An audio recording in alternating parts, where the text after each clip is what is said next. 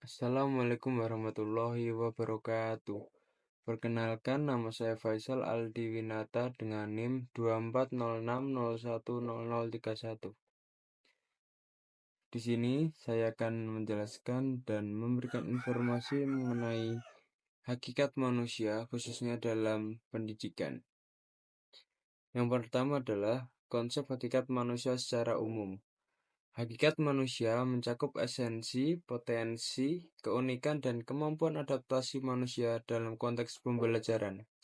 Kemudian, ada tujuan pendidikan itu sendiri, yaitu untuk membantu manusia mengaktualisasikan potensinya dalam kehidupan, pengembangan potensi individu, pembentukan karakter dan moral, pemberdayaan sosial, dan adaptasi terhadap perubahan.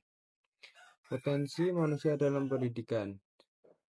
Potensi manusia dalam pendidikan, manusia memiliki potensi yang unik untuk berkembang dan belajar. Pendidikan bertujuan mengembangkan potensi kognitif atau intelektual, afektif atau emosional, dan psikomotorik atau keterampilan fisik. Yang pertama adalah potensi kognitif. Potensi kognitif berkaitan dengan kemampuan berpikir, pemahaman, dan penalaran. Domain ini mencakup aspek-aspek seperti yang pertama ada memori dan ingatan, yaitu mengingat informasi atau fakta yang telah dipelajari. Yang kedua ada pemahaman, yaitu mampu menginterpretasikan dan menjelaskan konsep atau ide.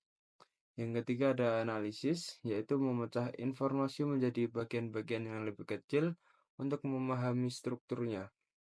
Yang keempat ada sintetis, yaitu menggabungkan elemen-elemen untuk menciptakan sesuatu yang baru.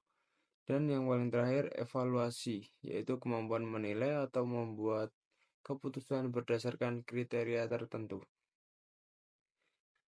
Kemudian ada potensi afektif, yaitu potensi yang berkaitan dengan emosi, sikap, nilai, dan motivasi individu.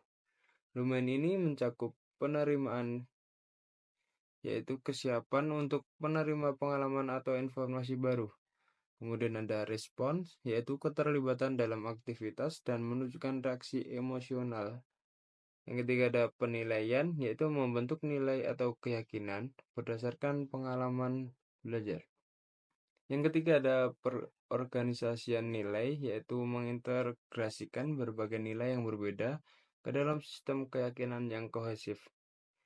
Dan yang terakhir karakterisasi, yaitu memiliki nilai-nilai yang tertanam secara konsisten dan terlihat dalam perilaku sehari-hari.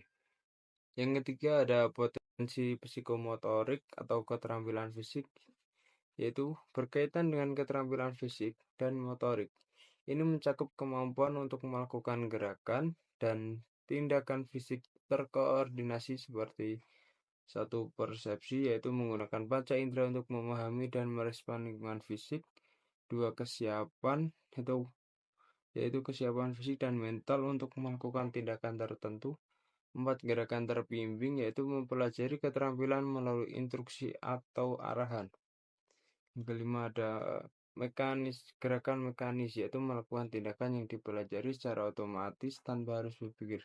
Dan yang terakhir adaptasi, yaitu menyesuaikan gerakan atau tindakan fisik berdasarkan situasi baru atau yang berubah. Selanjutnya ada contoh kasus hakikat manusia dalam pendidikan. Misalnya yang pertama, perkembangan teknologi yang memungkinkan akses pendidikan lebih luas dan personalisasi pembelajaran berdasarkan kemampuan individu. Yang kedua ada pengembangan potensi intelektual dan kognitif. Pendidikan bertujuan untuk mengembangkan potensi intelektual ini melalui proses pembelajaran yang menekankan kemampuan berpikir kritis, logika, dan kreativitas. Contohnya, kurikulum sekolah yang memberikan ruang bagi siswa untuk berdebat, bertanya, dan mengeksplorasi solusi kreatif untuk masalah seperti dalam pelajaran matematika atau sains. Kemudian ada pengembangan moral dan nilai-nilai. Contohnya, pendidikan karakter di sekolah yang mengajarkan pentingnya kerjasama, kejujuran, serta rasa hormat terhadap orang lain melalui kegiatan sosial dan pelajaran budi pekerti. Keunikan manusia dalam proses belajar. Selanjutnya, bahwa Tiap individu memiliki keunikan dalam cara belajar dan menerima informasi. Misalnya, ada siswa yang lebih cocok untuk metode visual, sementara yang lain lebih mengutamakan metode auditori. Metode visual.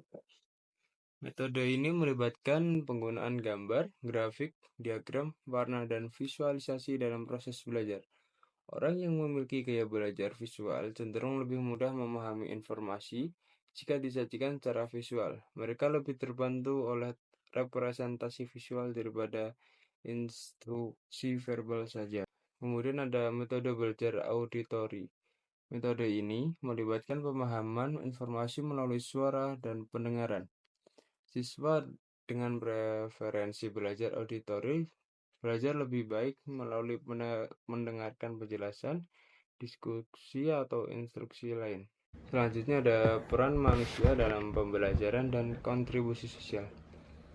Peran manusia dalam membangun pengetahuan secara kolaboratif. Proses pembelajaran bukan hanya soal penyerapan informasi, tetapi juga kontribusi individu terhadap perkembangan masyarakat.